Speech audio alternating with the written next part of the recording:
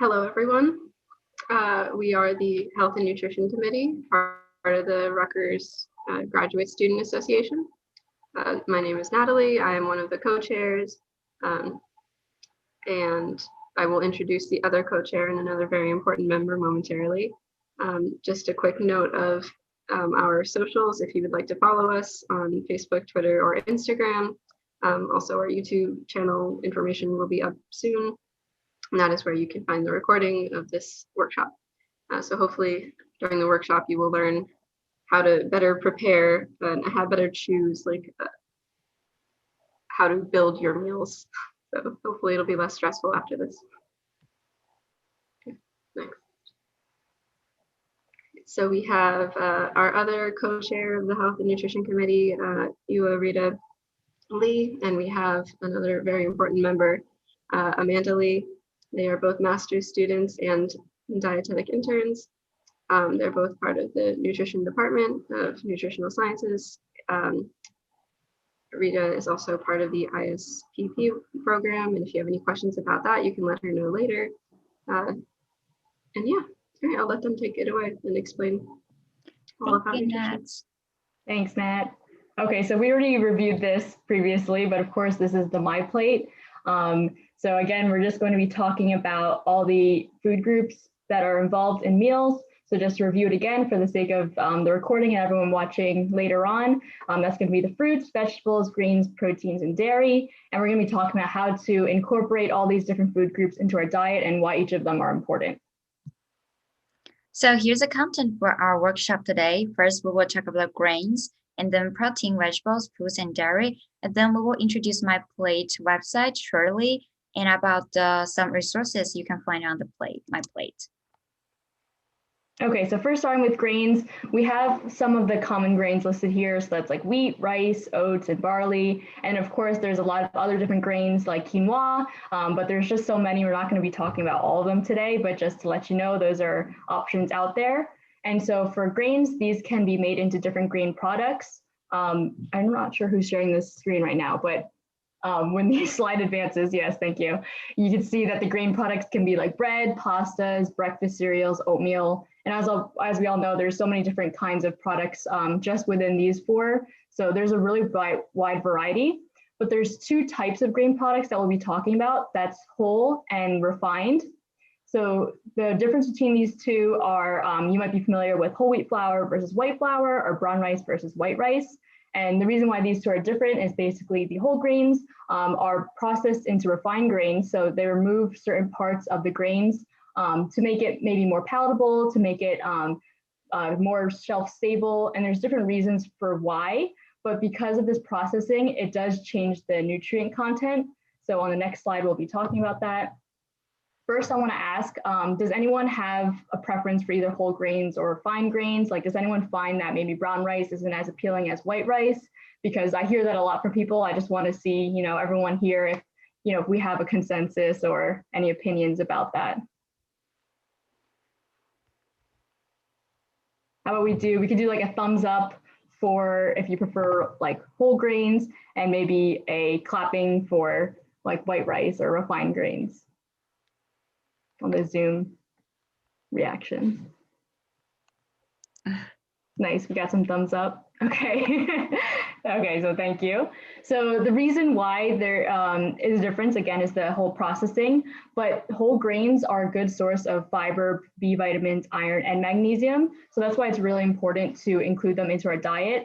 When it's processed into refined grains, it does remove the fiber and a lot of the vitamins and minerals. But fortunately, through technology these days, we are able to fortify or enrich refined grains and add back a lot of these vitamins and iron and magnesium. However, you can't add back the fiber. So that's something to consider. So there's nothing wrong with having refined grains. It's just something to consider that it's less fiber, less of the other vitamins possibly. So you just want to make sure that if you can go to the next slide, not the next slide, if you advance the slide, you want to make your half of your grains whole. That's one of the USDA recommendations. So we're not saying you have to completely switch from white rice to brown rice. I mean, me, myself, I love white bread. I like white rice, but it's a balance, right? So you do half and half to make sure you're getting in that fiber and all those necessary vitamins and minerals and fiber. And just for our age group, I'm assuming a lot of us are college age, so 19 to 30 years of age. The recommendation would be for women about 6-ounce equivalents and for men 8-ounce equivalents. And this is going to depend, of course, on how much you exercise, what your age is exactly. But this is kind of just like a general recommendation. So the ounce equivalents, oh, sorry, sorry, one more thing. I just wanted to show the picture at the bottom kind of shows you how much each of those equivalents are. So for example, half a cup of pasta or half a cup of rice would be one equivalent, and then 1 slice of bread can also be an equivalent. So again, that's 6 about generally for women and 8 for men. And you can move on. Thank you. Okay, thank you, Mana. So protein, all of us know that protein is very important for our body development and also for the brain development. And we also know there are a lot of sources for protein. So for the plant source, we can find it in beans, peas, lettuce, nuts, seeds, and soy product, which means like the tofu or other soy product. And animal source that we include seafood, meat, poultry, and eggs. So we know that and then we will wonder like how much 1 ounce protein equivalent to like how much amount of the food. So first, like 1 ounce of the meat, poultry, or fish, that will be 1 ounce of protein, and also the 1/4 cup of the cooked beans, 1 egg, and 1 tablespoon of peanut butter, and also 1/2 ounce of the nuts or seeds. That'll be 1 ounce of protein. And here's a list for the common food we consumed, and then they're equivalent to the ounce of the protein. Like 1 small steak, that would be 3.5 to 4 ounce, and 1 small chicken breast half, that would be 3 ounce protein, and 1 can of tuna drained, that would be 3 to 4 ounce protein, and 1 salmon steak, that would be 4 to 6 ounce protein, and 1 cup bean soup, that would be 3/4 ounce protein, and then 1 cup tofu, that would be like 5 ounce tofu, that would be 4 ounce protein. So we know that we want the protein from the food, but why do we want the protein? Well, the first would be like protein are consistent from the amino acid, and we need amino acid basically all over our body. And actually, we need 9 essential amino acids that cannot made by the body, because we know that there are 11 non-essential amino acids we can like made in our body. So when someone advise you, maybe registered dietitian, when they advise you to get the high quality protein, that would mean the complete or whole protein. So this concept actually is the protein resource contains an adequate proportion of each of the 9 essential amino acids. So that would count for a complete protein resource. So what are those complete protein? That would be animal source protein and also some complementary protein together, like grain plus legumes or vegetables, nuts, seeds plus vegetables or legumes. That would count for complete protein. And some examples like whole wheat toast and nut butter, and beans and rice. So for college students at our age group, we assume that most of them are 19 to 30 years old. So for the female, we can have 5.5 ounce protein every day. That would be the daily recommendation. And for the male, we recommend to have like 6.5 ounce protein. So if you want, you can like tap in the chat or just say it. Like, what is the recent protein resource, like recent intake you have, like today or yesterday?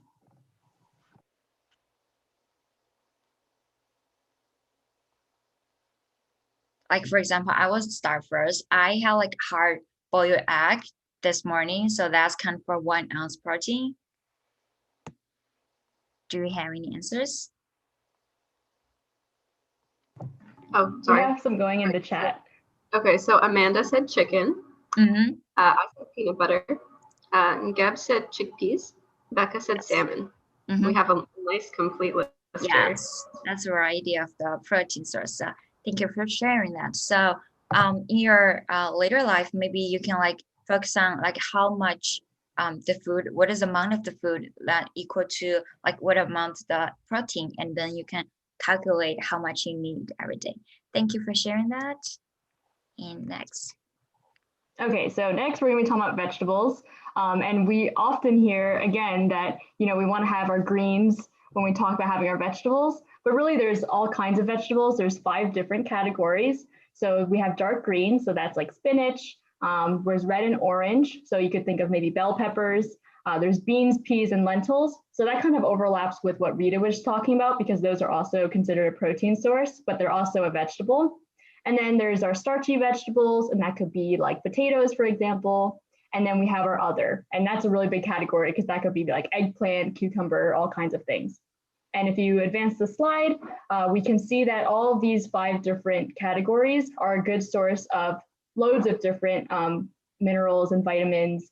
There's potassium, fiber, different vitamins like A, C, and B9, which is folate, which is listed right there. Okay, so it's really important to vary your veggies in all 5 different categories, not just your greens, because each one has a different nutrient profile. So you get all these different kinds of vitamins and minerals from the different kinds of veggies. So you really want to try to vary it. Also, if you look on a plate and you see all different kinds of colors, it's more appealing that way. At least for me, I find that if you see a colorful plate, it's appealing to the eye, you want to eat it more, you might enjoy your meal more. So that's just something to consider when you're making your meal plan. Okay, and then talking about how many veggies we'll need each day. So again, for our age group specifically, for women, it's generally about 2.5 cups, for men, about 3 cups. And those cups can be determined by, it depends on what veggie it is. So if you're talking about a raw leafy veggie like spinach, like we said, or lettuce, that's actually going to be 2 cups is equal to 1 cup, because if you think about it, if you cook spinach, then that would be 1 cup, right? So the raw leafy veggies are a little different from all the other veggies, but that is the beauty of veggies. They're really versatile, so they can be eaten raw or cooked. You can get fresh, frozen, or canned. Those are all good options. You can have them whole, cut, mashed, juiced. Those are all different ways to consume veggies. For us, a lot of us are, busy students that don't have a lot of time to prepare cooked foods a lot. So what I really love about veggies is you can always have them raw. For example, carrot and celery sticks for a quick snack that already gets you maybe a cup of the veggies in a day. For me, one of the tips that I definitely use all the time is salads. If you look on the right, you see like a bright green salad with all these different tomatoes and veggies like that. I do that all the time because it takes no time to prepare it all. You just throw it all together. You can put a little dressing on and it tastes great. And then there's frozen veggies. For us, again, if you're working with a budget or if you don't have that much time, you can get just a frozen pack of veggies. You put it in the microwave and they still taste great and they're still as nutritious as fresh veggies. So there's a lot of different ways that you can go here. And of course, if you actually do have time to cook and if you really enjoy cooking, there are so many different ways you can prepare vegetables, and we could talk about that more today and in other workshops in the future. But yeah, it's really versatile, so veggies should be very exciting for everyone. So next would be the food groups. So what kind for the food groups? Essentially any food or 100% fruit juice that would be count for the food intake. And the food can be just like the vegetables can be fresh, canned, frozen, or dried, and maybe whole, cut it up, or pured. So you can decide, depends on do you have time or also your budget. And then, so for the 1 cup fruit, actually equal to 1 cup the fruit, that obviously, or 1 cup the 100% of fruit juice, or the half cup of the dried fruit. And then here's a list of the common fruits we have and their equivalent for the to the fruit intake. Like 1 small banana, 1 small apple, that would be 1 cup, and 1 small banana that would be count for half cup of the fruit intake, and 16 Silas grapes, that would be half cup, and 1 snack container applesauce, which is per ounce, that would be half cup of the fruit intake. And here, so why do we want the fruits? Well, because it's a very good source of some under-consumed essential nutrients like potassium, dietary fiber, vitamin C, and folate. So as we all know that college students actually don't consume so much dietary fiber, and actually fruit is a very good source for the fiber. And most fruits are actually naturally low in fat, sodium, and calorie, and none of them have the cholesterol. So fruit could be like a best choice or very good choice for some special diets. And here's the table for our age group and their daily recommendations. So both male and female, they can have 2 cups for daily recommendation. So do you Is anyone want to sharing like food they just had?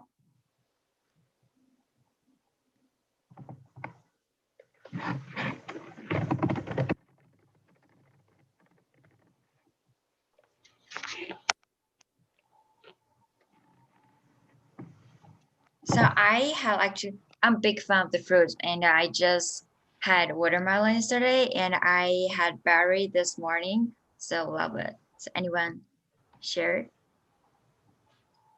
Yeah, I just threw it in the chat. I had, yeah. I had the blueberry and the kiwi this morning. Oh, that's so cool. You know, kiwi is the has the higher vitamin C even than the orange. So that's Oh, wow. Yeah. I need more kiwis. Oh my goodness. Yes. And next, dairy. Okay, yes, last but not least, we have our dairy group. So this is our foods such as milk, yogurt, and cheese. And actually, the USDA does consider fortified soy milk to also be part of dairy. So, I mean, as we all know, soy milk does not come from animals, it's not an animal product, but it can be included in this category because it's very nutritionally similar to cow's milk, because when they fortify it with calcium, it really does have a similar nutrient profile to cow's milk. So dairy is really important because it's a good source of calcium, as I said, potassium, vitamin D, and also protein. So if you go to the next slide, so for dairy, it's a very interesting category because some people cannot consume dairy, right? Whether it's allergies or just a lifestyle preference. But however, they do still recommend that you have 3 cups a day of dairy. And they want to aim for low fat or fat-free options just because dairy can have saturated fats because it's an animal product. So we want to try to aim for low fat or fat-free options. And also, if you don't consume dairy, then you can always go for the fortified soy milk. And if you don't consume soy, though, because that's also another very common allergy, you want to make sure that you have other calcium-rich or calcium-fortified foods. So, for example, if you've ever seen in the supermarket orange juice, a lot of the times, do you guys ever see that it says like added calcium on it? And it could say as much calcium as a glass of milk. Does anyone see that? Because I see that all the time. And I think it's great advertising because everyone always thinks calcium milk. But then it can be fortified to other products if milk is not an option for you. But if you do choose to consume dairy for like milk and yogurt, 1 cup of milk will equal a cup of dairy, 1 cup of yogurt will be a cup of dairy. But for cheese, you see on the picture on the right here, Baby Bell, like the 1.5 ounce cheeses, that would count as a serving already. So that could be replaced for like 1 cup of dairy.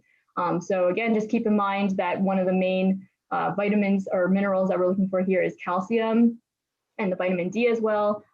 Yes, and Jeb just threw in the chat that a lot of tofu is also calcium fortified. So again, it's almost kind of like soy where they're saying that soy isn't necessarily animal based, but it's still high in the protein. So if you add the calcium in, it's really similar to different kinds of dairy products. So all those options are really good.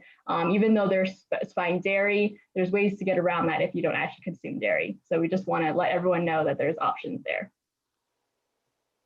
So next, we will give you food ideas for a whole day. So in the morning, maybe you can have a small apple and we can have a cup of low-fat or fat-free milk. Remember, we want to restrict our fat, saturated fat. And also 1 regular slice of the bread with 1 tablespoon almond butter. That's my favorite. Or you can have 1 egg. So in the morning snack, maybe we can have like 1 cup of the raw baby carrot or celery with the hummus. That would be for the good vegetable intake. And I specifically said like Mel could add 5 whole wheat crackers because like this food ideas is basic for the like minimize the nutrients intake for females. So I specific if you want like more whole grains or more grains, you can add more snacks as you want. And for the lunch, maybe we can have 1 large whole grain corn tortilla. That'll be whole grain and will be with 1 cup of the diced vegetables, whatever you like onion, tomatoes, or even some like avocado, and then half small cooked chicken breast, and then that's a protein source. And then maybe that's also you want to dust a small cooked chicken breast. And also for the tofu, if you're vegan, And for the hard cheese, you can have like 1.5 ounce hard cheese or 2 slices of the hard cheese. That'd be your diary intake. And then for the afternoon snacks, it's a good idea to have like one small container yogurt that'd be 6 ounce, and then with 1 cup berries. So that can boost you like have like full energy afternoon. And then for the dinner, we can have half salmon steak and half cup cooked brown rice, and then 1 cup baked mixed vegetables, and then for the dessert, 2 scoops of the ice cream. So if for the meal, maybe you can have like 1 cup cooked brown rice. That will be boost your whole grains more. So that's just a reference for you to when you want to like make up balanced meals. So if you add up, you can say that we like fit in every minimum the like fruit or vegetables cup recommendation. So if when you want to plan for you a day food ideas, you can just take a reference. So here's a MyPlate. The website is very simple name. It's myplate.government.gov. So it's very easy for you. And also it's a user friendly, and it is the current nutrition guideline guide published by USDA, and you can use it. And also it offers useful resources and tools for tracking your food intake and physical activity. It even has a quiz for you to fill in, so it can assess if you have like a balanced meal or what do you need more. And also there are food lists under every food group, so you can check. I saw that Amanda already pasted the website in the chat. Thank you, Amanda. Mhm. Yeah, so that's all for today's workshop. Do you have any questions?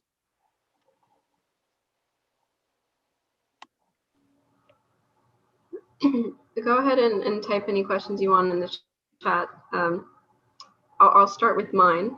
So we want things that have more calcium, but you need vitamin D, I think, to like properly absorb them. Like, how do we better look for like things with vitamin D in them besides going out in the sun? So a lot of dairy products actually have added vitamin D as well. But of course, going out in the sun is one way to make vitamin D, of course. But the people, like the industry knows that people are looking for vitamin D, I guess. So it is included in a lot of dairy products. For example, the milk that I consume, it has already vitamin D added. Of course, you can always go for vitamin D supplements if that's something that you struggle with. I would just, be cautious and make sure you're getting the right supplements for that. Okay. Anybody else? Any questions? You can also feel free to add. Yeah, feel free to just jump in, add to the chat. It doesn't even have to be exactly on the content we had today. If our workshop kind of spurred some other questions in your mind, feel free. We can have open discussion here. Yes. Also, I want to hear that if you like think this is too easy to you, or if you have any idea or topics you want, we can like work on or address on next time for our next workshop. Yeah, I'm actually really curious what everyone's backgrounds is. Like, I'm assuming a lot of us are grad students. I mean, and maybe we already have some, bio knowledge or biochemistry knowledge or nutrition knowledge already. So if you guys want to share and even introduce yourselves, please feel free. Yeah, you can put it in the chat if you want, like your background, like whether you're a student or not, or what major. I think if you make another workshop about supplements, it will be great and very helpful. Okay, gotcha. Yeah, you mean like dietary supplements? Yes. Okay, yeah, sure, thank you.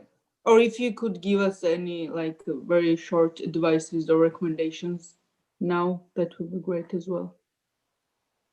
I know it's very large yeah. thing, but yeah, so personally, what I like to always say is we want to prioritize whole foods over supplements. But of course, if the supplement is necessary or if it's something that's helpful for you, in general, it should be okay. Each individual, of course, each individual situation is kind of different. So yeah, we could definitely talk about that more in another workshop though, if people are interested in that. Yeah. Do you have like specific supplements you want to ask? No, not specific, just in general. Okay, gotcha. Thank you, Sophia. Thank you. Anyone else have any idea? Because in today's workshop, actually, we just introduced very basic, but it's very useful for you to like make a plan for your best meals. But we don't really dig in every group. Like for example, the vegetables, they have like 5 different like colored vegetables and different nutrient values. Mhm. So if you wonder and if you want like more information for every groups, we can do that. Yeah, you can even ask now if you'd like to. Yes. You can go to the link I sent at the beginning. I'll just copy and paste it again, I guess. Yeah, the sign-in sheet, which is also a feedback sheet. So if like later you think of like something that you're like, oh, I wish they went over this, then you can go to this Google form and put that in there if you have questions later. Mm-hmm. Or email us. We'll be there. Yes. Also, we do have, if you guys want to post the group me, we have like a group me that you can always ask questions in as well. Or we also have our email and I think all of our social media is on here, right? Yes. Yeah. Group me. I don't have the scan code right now. Okay. You can just send the scan code later, like with the email. Yeah, that's good. Awesome.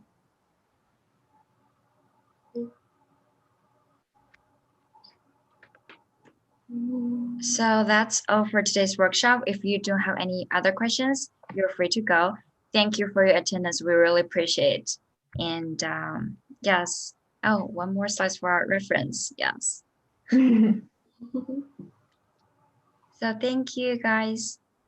Thank you. So nice to see you all attend today. Nice to see you. Yeah. Thank you.